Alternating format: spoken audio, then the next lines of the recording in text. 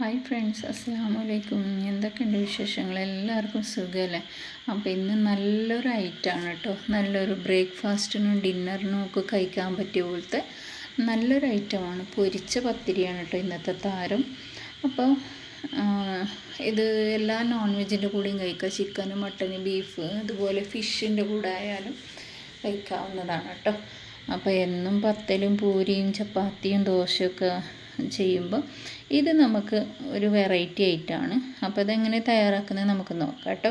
ഒരു പാനിലേക്ക് വെള്ളം വെച്ചിട്ട് കുറച്ച് ഉപ്പ് ഇട്ട് നല്ലോണം തിളക്കുമ്പോൾ ഒരു സ്പൂൺ നെയ്യ് ഇട്ടിട്ട്, നെയ്യോ ഓയിലോ വെളിച്ചെണ്ണ എന്തായാലും പറ്റും, ഇട്ടിട്ട് പത്തിരിക്ക് വാട്ടിയെടുക്കും പോലെ ഇതുപോലെ എടുക്കണം.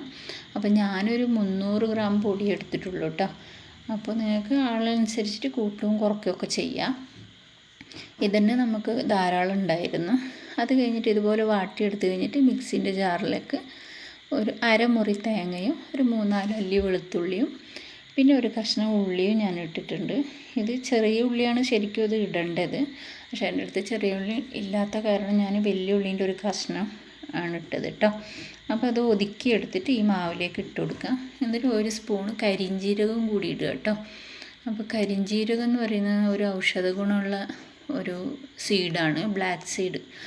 അപ്പോൾ ഇത് ഇട്ടു എന്ന് പറഞ്ഞിട്ട് അതിന് രുചി വ്യത്യാസമൊന്നും വരില്ല, നല്ലൊരു സ്മെല്ലാണ് ഉണ്ടാകുക കേട്ടോ. അപ്പോൾ ഇതുപോലെ നല്ലോണം കുഴച്ച് സോഫ്റ്റ് പത്തിരിൻ്റെ ഒരു പരുവത്തിൽ നമ്മൾ കുഴച്ചെടുക്കണം. ഇതുപോലെ നല്ലോണം കുഴച്ചിട്ട് സോഫ്റ്റായിട്ട് കിട്ടണം കേട്ടോ. എന്നിട്ട് അതിന് ഒരു ഉരുള ഇങ്ങനെ കുറച്ച് മാവ് എടുത്തിട്ട് ഒരു ഉരുളാക്കി എടുക്കുക. ഇതുപോലെ ഒരു ഉരുളാക്കി എടുത്തിട്ട് ഒരു തുണി വെച്ചിട്ട് അതിൽ ആണ് പരത്തിയെടുക്കേണ്ടത്. ഇതുപോലെ ഒന്ന് പരത്തിയെടുക്കാം. പരത്തിയെടുത്തിട്ട് നല്ലോണം ചൂടായ എണ്ണയിലേക്ക് അതിലിടുമ്പോൾ തീ സിമ്മാക്കി വെക്കണം കേട്ടോ. ഫ്ലെയിം ലോ ആക്കിയിട്ട് വെക്കണം. എന്നിട്ടിതാ 1 മിനിറ്റ് കഴിഞ്ഞാൽ ഇത് ബ്രൗൺ കളറായി വരും. ഇതുപോലെ കേട്ടോ. അപ്പോൾ ഇടുമ്പോൾ ശ്രദ്ധിക്കണം, നല്ല ചൂടായ എണ്ണയായിരിക്കും. ലോ ഫ്ലെയിമിലാക്കിയിട്ട് വേണം ഇടാൻ. പിന്നെ നല്ലോണം തീ കൂട്ടി വെച്ചിട്ടുണ്ടെങ്കിൽ കരിഞ്ഞു പോവുകയും ചെയ്യും, ഉള്ളു വേവില്ല. അപ്പോൾ അതനുസരിച്ചിട്ട് ലോ ഫ്ലെയിം ആക്കിയിട്ട് വേണം ഇത് വേവിച്ചെടുക്കാൻ. എന്നിട്ട് ഇതിങ്ങനെ ഇതിൻ്റെ മുകളിലേക്ക് ഇങ്ങനെ എണ്ണ തെളിച്ച് കൊടുക്കണം.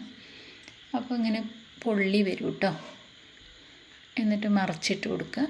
2 സൈഡും കൂടി ആയതിന് ശേഷം ഇതുപോലെ ഉണ്ടാവും കേട്ടോ.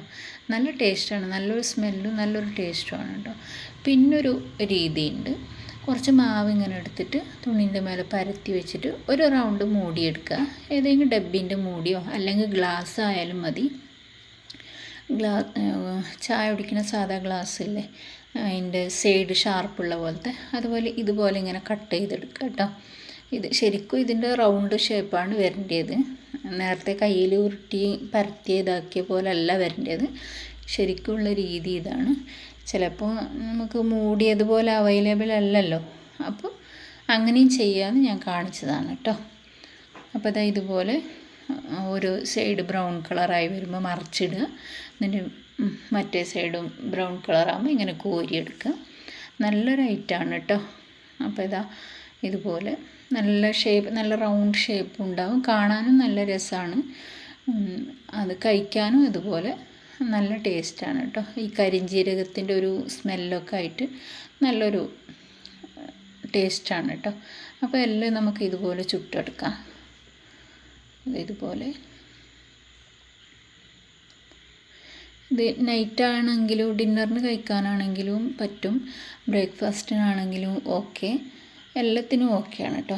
ഇപ്പോൾ മീൻ മുളകിലിട്ടതാണ് അതിൽ കൂടെ ആണെങ്കിലും കഴിക്കാം. അതുപോലെ മട്ടന്, ചിക്കന്, ബീഫ് അങ്ങനത്തെ കറികളിൽ കൂടെ ആണെങ്കിലും കഴിക്കാം. അപ്പോൾ നല്ല ടേസ്റ്റുമാണ്, നല്ല വെറൈറ്റിയാണ്. വീട്ടിൽ വിരുന്നുകാരൊക്കെ വരുന്ന സമയത്ത് ഒരു വെറൈറ്റി അങ്ങനെയാണ് കേട്ടോ. അപ്പോൾ വീഡിയോ ഇഷ്ടമായാൽ എല്ലാവരും ട്രൈ ചെയ്ത് നോക്കണേ. ഇതുപോലെ. അപ്പോൾ ഇന്നത്തേക്ക് ഇത്രയേ ഉള്ളൂ കേട്ടോ. അപ്പോൾ ലവ് യു ആൻഡ് ബൈ. എല്ലാവരും ട്രൈ ചെയ്ത് നോക്കണേ.